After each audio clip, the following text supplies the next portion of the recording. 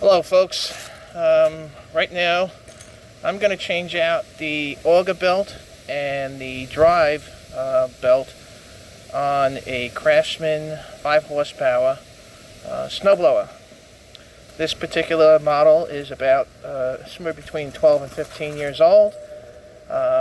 There's nothing wrong with the belts, but they are old, and I'm going into the new season.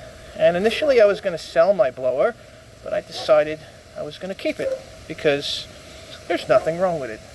I do want a bigger one, but this one's going to be perfectly fine for what I need for the next month or so. Starting off, I have to take off this shroud, and in taking off the shroud, I'm going to put the camera down for a minute.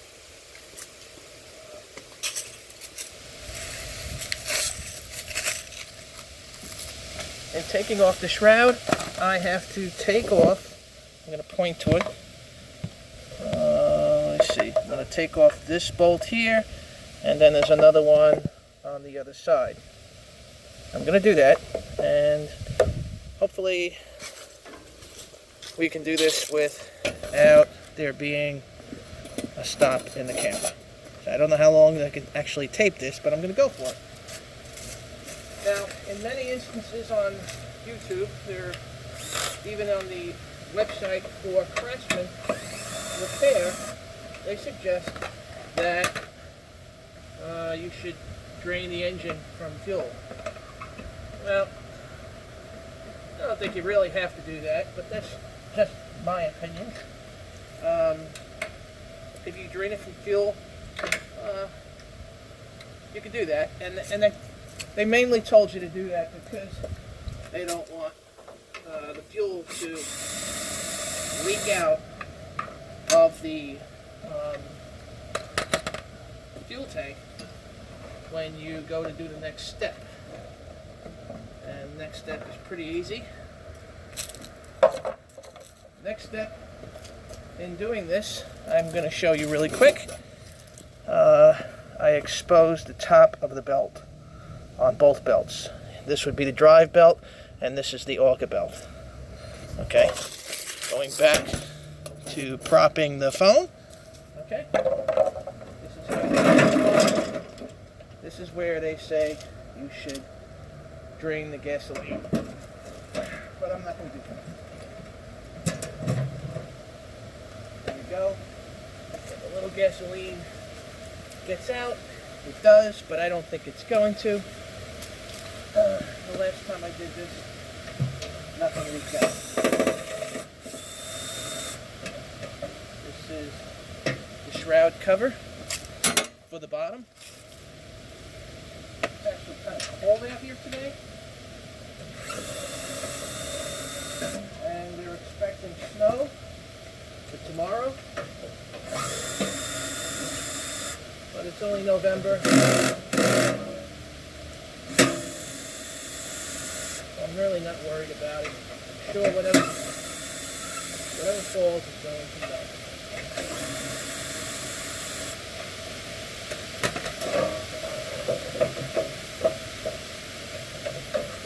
Okay, simple enough. I'm going to bring the camera in a little bit and show you the bottom belt. Okay, this is one belt that I'm going to replace, and this is going to be, let me see, the other belt is going to be on here, right over here. And I'm going to go back to a video in a minute because I think this one's getting a little too long, or maybe it's not. I could probably, let me see, I'm pretty sure, there we go. Okay, the belt will come off when I move this spring over here, and then the other belt is, there you go. So I'm going to move this spring here. I don't know if you can see it. I just have to push it away, so I'm releasing that clamp off the belt that's holding the belt in, and then when I lift the belt off, I'm going to pull this pulley up so I can just pull the belt out and replace it. I'm going to go to another video in a minute.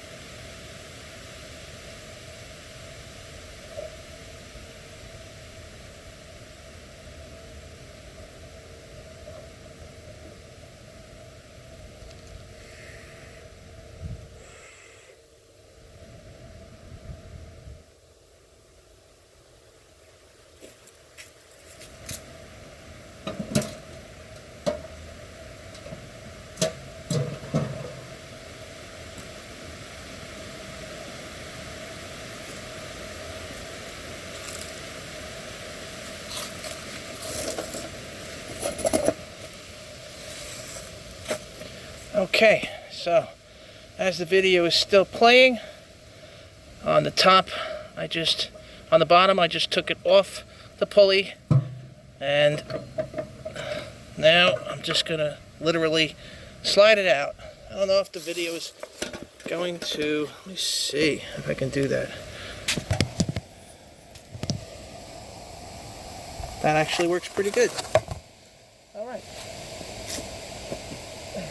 So everybody saw me freezing to death. I didn't even know it was still playing. And here's the old belt. As you can see, I don't know if you can see, the teeth on the belt. Let me see, pulling it away, you can see the teeth in this area are broken off, which I'm glad I'm replacing it. I go on Amazon and I buy a 2-pack of belts, and it was very inexpensive. And the belts are an exact match. Okay, except mine is new. And the new belts, 2-pack cost, I don't know, I think it was about $20. Who cares? When the snowblower is working and it's 20 degrees out, that's the only thing you're really concerned about. Alright, I'm going to have to go to another video, putting this one down.